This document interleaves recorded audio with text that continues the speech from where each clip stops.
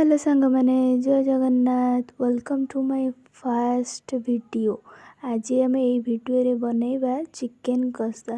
आपण तो बहुत प्रकार चिकेन कषा करी घरे खाइथिबे, थरे यही स्टाइल चिकेन कषा बनातु आ मते कमेंट रे जणातु ये चिकेन कषाटी आपन को केमिति लागिला। तो डेरी न करी चलंतु वीडियोटी को आरंभ करिबा।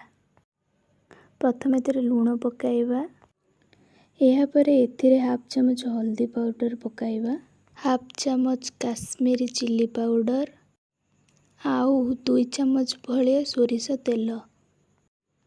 यापर पकाइबा चिकेन मसाला, तापरे याकू भल भाबरे गोलाई देबा।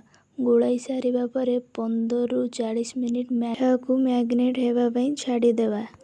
एबे गरम करिनेबा गोटे कड़ाई, सेथिरे सोरिष तेल पकाइबा।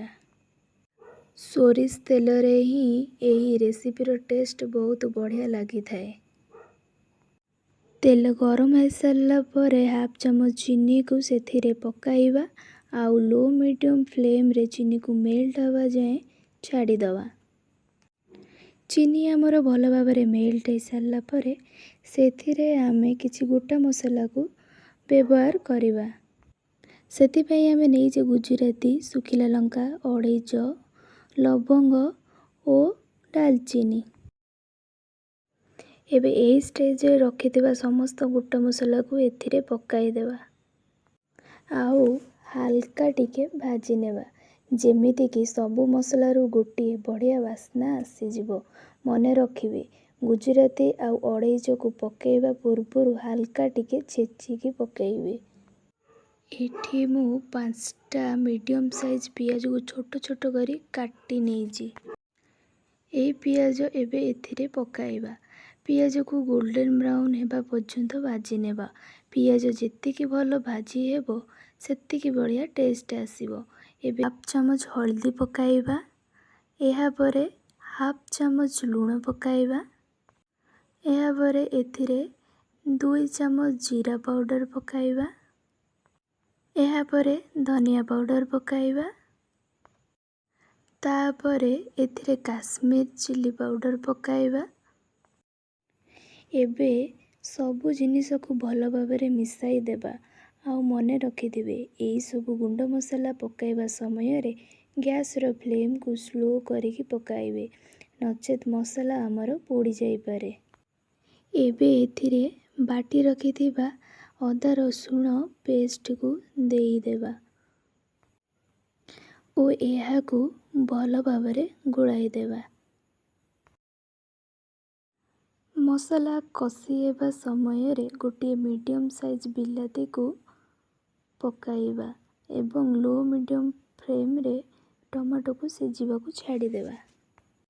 मझी मझी रे कवर खोलिकी एपट सेपट करि नेउथिबे, जेमिति कि मसाला आमर तले लागी न जाऊ कि पोड़ी न जाऊ।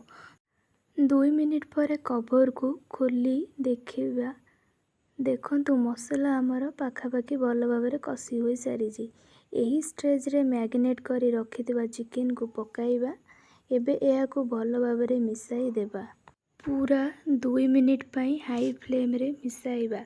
हाई फ्लेम रे 2 मिनिट पई मिसाई सारिबा परे चिकेन को घोराई देबा आउ लो फ्लेम रे सिझिबा को 10 मिनिट छाड़ी देबा। आउ मझी मझी रे कवर खोलिकी भल भाबे एपट सेपट करि नेउथिबे, जेमिति कि चिकेन आमर चारिपटु भल भाबरे सिझी पारुथिबो।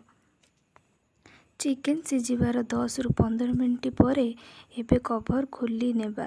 एठी देखंतु चिकेन आमर भल भाबे कसी होई सारिछि आउ चिकेन नु मध्य तेल सेपरेट हेबारे लागिछि।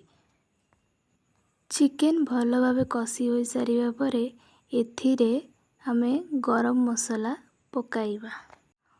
गरम मसाला पकाई सारा परे एहा को आमे भल भाबरे गोलाई देबा।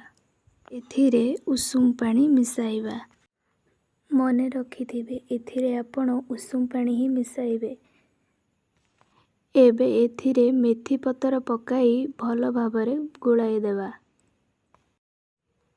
चिकेन कषार कलर आउ टेस्ट रु आपण जानी पारुथिबे चिकेन कषाटी केते भल होईछि।